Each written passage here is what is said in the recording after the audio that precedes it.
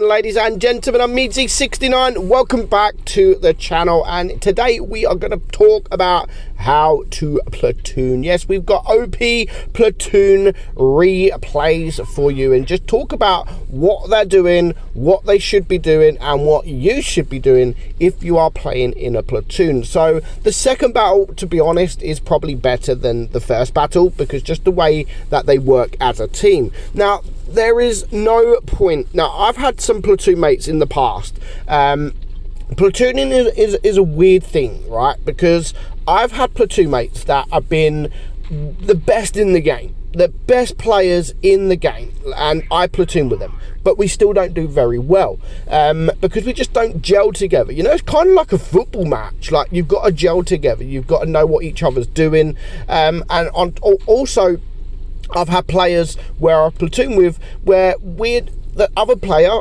and not myself because I'm amazing at the game, but the other player is not so great. So let's say Fizzy, let's say a good friend of mine, Fizzy. So you've got me, one of the best players in the game, and then you've got someone like Fizzy, who, to be honest, isn't a great player. He's a bad player.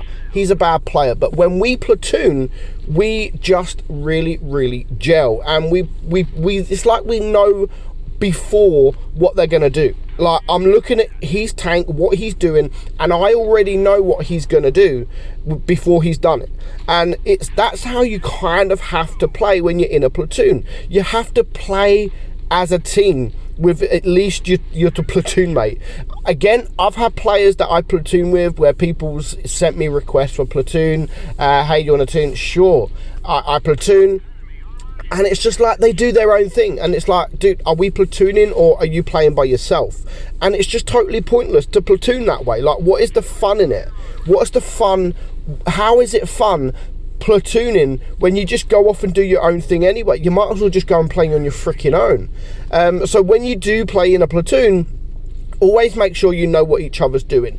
And I always say it, and I don't do it as much often now, again, because of time. I just don't have time. But if you can Discord with each other, if you can go on voice with each other, you will win twice the amount of battles than you would if you weren't platooning. And I honestly think that, because you can tell each other what you're going to do. It's a lot easier just saying, hey Fizzy, I'm going to go for this tank, than having to type it in. Like, you're not going to type that in. Of course you can say attack this guy, but if you then attack that guy, sometimes you don't want your platoon mate to attack the same guy.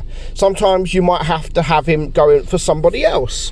So always make sure, if you can, platoon on voice, because you will win a lot more battles. Honestly, trust me, you will win a lot more battles when you know what each other is going to do before you do it.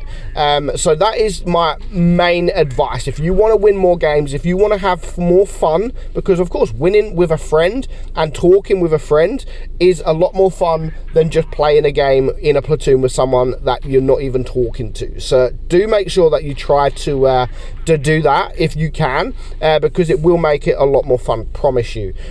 So again, platooning, it all depends on as well what tanks you're in.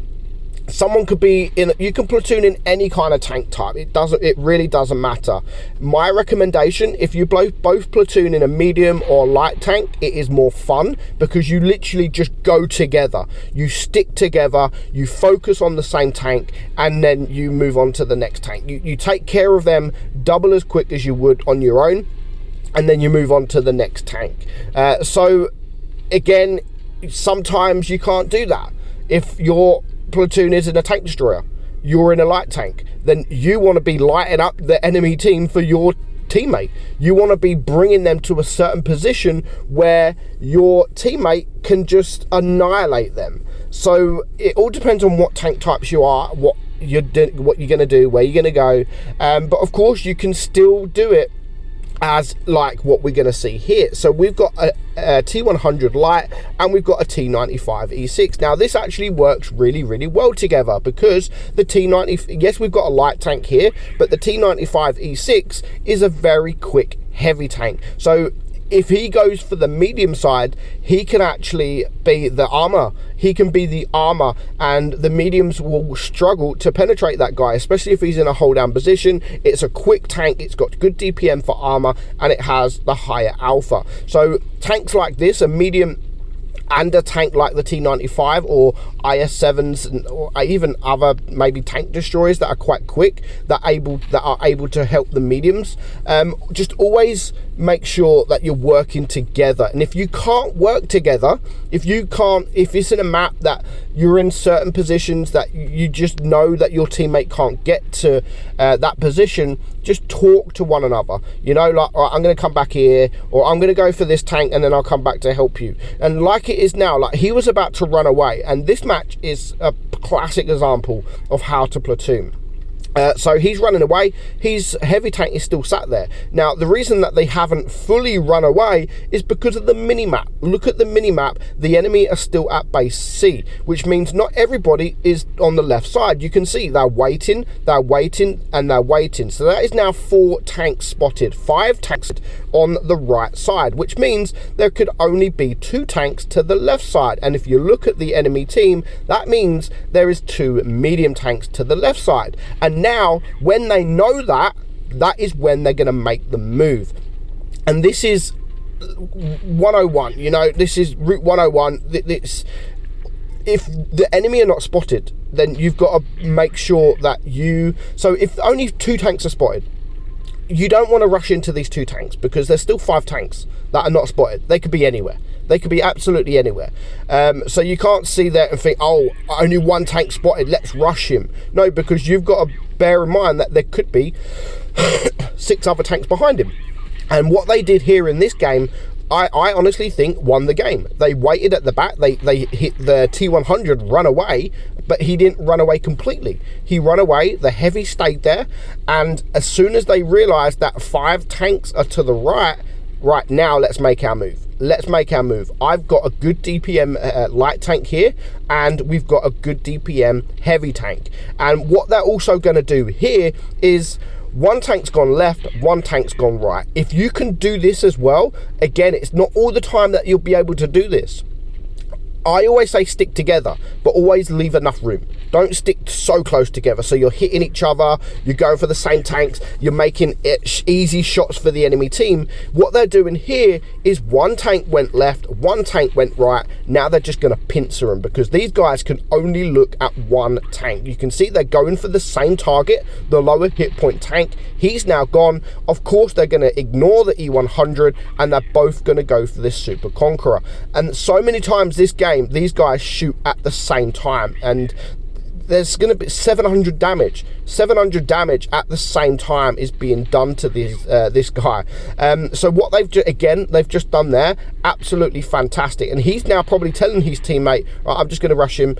You start turning around maybe to go for the E100. Absolutely fantastic play. And again, he's going to do the same here. He's going to get the shot, doesn't miss, doesn't hit, but he doesn't even want that shot really. He's going to go for it, of course, because he's reloaded. He just wants to relocate. So now the E100 is in a very bad position, because he's now got the T95 E6 in front and the T100 behind. Now, when you're in a platoon, you have to do this. If the T100 was the same side as the T95, it's easy work for that E100, because he just has to angle, he can focus at any tank he wants. But when he's in this position, he can only focus on 1 tank. And that means if he's focused on 1 tank, the other tank is just going to absolutely rip him apart. Honestly, you put these into practice, you put these methods in practice, you will win more games. And not only will you win more games, but you'll have more fun playing World of Tanks Blitz. Let me know your thoughts in the comments below. I hope you enjoyed the video. I hope it helps. And look at this. I mean, 5k damage for one, 4.9k damage for the other. That is 10k damage between them. Absolutely amazing battle there. So thank you guys for sending me that replay in. Hope you enjoyed something. Hope you learned something from today's video. I'm Meadsy, and I'll catch you all soon. Bye bye.